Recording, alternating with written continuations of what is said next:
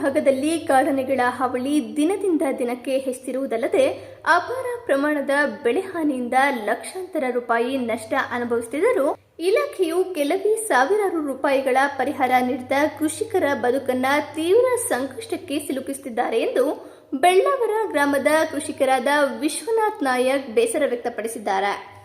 ಬೇಲೂರು ತಾಲೂಕಿನ ಅರಹಳ್ಳಿ ಭಾಗದ ಸುತ್ತಮುತ್ತಲಿನ ಕಾಡಾನೆಗಳ ಹಾವಳಿ ವಿಪರೀತವಾಗುತ್ತಿರುವ ಹಿನ್ನೆಲೆ ಇತ್ತೀಚೆಗೆ ಹಲವು ಬೆಳೆಗಾರರು ಸೋಲಾರ್ ತಂತಿ ಬೇಲಿಯನ್ನ ಅಳವಡಿಸುತ್ತಾ ಮೊರೆ ಹೋಗಿದ್ದಾರೆ.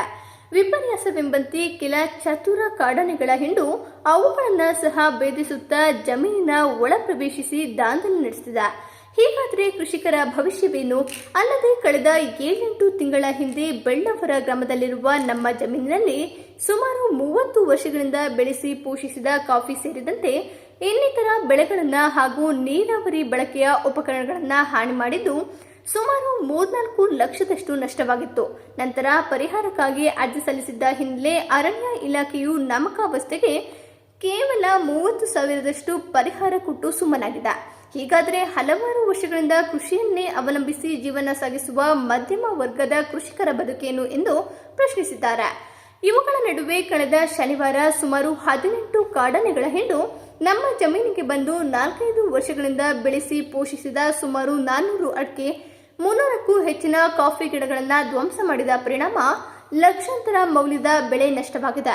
ಆದ್ದರಿಂದ ಸಂಬಂಧಪಟ್ಟ ಅಧಿಕಾರಿಗಳು ಸ್ಥಳ ಪರಿಶೀಲನೆ ನಡೆಸಿ ನಾಮಕಾವಸ್ಥೆಗೆ ಸಾವಿರಾರು ರೂಪಾಯಿಗಳನ್ನು ನೀಡುವ ಬದಲಾಗಿ ಸೂಕ್ತ ಪರಿಹಾರ ಒದಗಿಸಬೇಕು ಎಂದು ಮಾಧ್ಯಮದ ಮೂಲಕ ಮನವಿಯನ್ನ ಮಾಡಿದ್ದಾರೆ. ನನಗೆ ಆನೆಗಳ ಇದರಿಂದ ಹೆಚ್ಚು ಕಮ್ಮಿ 600 ಕಾಫಿ ಗಿಡಗಳು, ಅದು 35 ವರ್ಷದ್ದು ಕಾಫಿ ಗಿಡಗಳು ಹಾಳಾಗಿದ್ದಕ್ಕೆ, ಮತ್ತು 7-8 ಸ್ಪ್ರೇ ಡ್ರಮ್ಮುಗಳು ಮತ್ತು ಪೈಪುಗಳು, ಸ್ಪ್ರೇಯದ್ದು ಪೈಪುಗಳು ಎಲ್ಲ ಹಾಳು ಮಾಡಿದ್ದಕ್ಕೆ, ಆಮೇಲೆ ಒಂದು 100 kg ಕಾಪರ್ ಸಲ್ಫೇಟ್ ದ್ರಾವಣ ಇತ್ತು, ಅದು ಸಹ ಹಾಳು ಮಾಡಿದ್ದಕ್ಕೆ ನನಗೆ ಬಂದದ್ದು ಬರೀ 9,000 ಮತ್ತು 18,000 2 ಸಲ ಇದಕ್ಕೆ. ಆದ್ದರಿಂದ ಕಾಫಿ ತೋಟದಲ್ಲಿ ಕೊಡುವ ಇದು ಪರಿಹಾರ ಸುಮ್ಮನೆ ನಾಮಕಾವಸ್ಥೆಗೆ ಮತ್ತು ಕಣ್ಣಾವರಿಸುವ ಪರಿಹಾರ ಆಗಿದೆ. ಈ ಥರ ಆದರೆ ನನ್ನ ಇದೇ ಬೊಮ್ಮನಹಳ್ಳಿಯಲ್ಲಿ ನನ್ನ ಸೊಸೆ ಅಡಿಕೆ ತೋಟದಲ್ಲಿ ಹೆಚ್ಚು ಕಮ್ಮಿ 4 ವರ್ಷ 400 ಗಿಡಗಳು ಪುಡಿ ಮಾಡಿದೆ. 18 ಆನೆಗಳು ನುಗ್ಗಿ ಮೊನ್ನೆ ಎಲ್ಲ ಹಾಳು ಮಾಡಿದ್ದಾವೆ. ಅದು ಅಲ್ಲದೆ 300 ಚಿಲ್ಲರೆ ರೋಬಸ್ಟ ಗಿಡ ಅದನ್ನು ತುಳಿದು ಎಲ್ಲ ಹಾಳು ಮಾಡಿ, ಯಾವುದು ತೋಟದಲ್ಲಿ 90% ಎಲ್ಲ ಕಂಪ್ಲೀಟ್ ಕಳೆದು ಹೋಗಿದೆ. ಈ ಥರ ಮಾಡಿ ಆಗಿದೆ. ಅದಕ್ಕೆ ಬರೋ ಪರಿಹಾರ ಅಂದರೆ ಬರೀ 1000ದಲ್ಲಿ ಅಷ್ಟೇ. ಇದು 4 ಲಕ್ಷದವರೆಗೂ ಹಾನಿಯಾಗಿದೆ.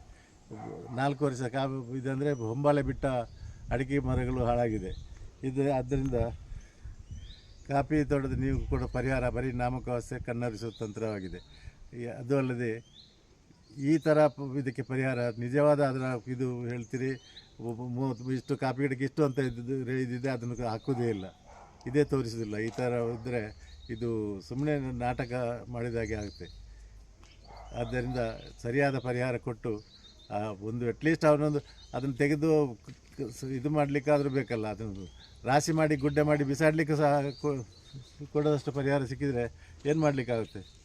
ಆದ್ದರಿಂದ ಹೆಚ್ಚಿಗೆ ಪರಿಹಾರ ನೋಡಿ ನಿಜವಾದ ಇದು ಕೊಟ್ಟು ಮಾಡಿದರೆ ಸ್ವಲ್ಪ ಆದರೂ ಸಣ್ಣ ಹಿಡುವಳಿದಾರರಿಗೆ ಅನುಕೂಲ ಆಗ್ತದೆ. ಇಲ್ಲದ್ರೆ ಇದು ಹೀಗೆ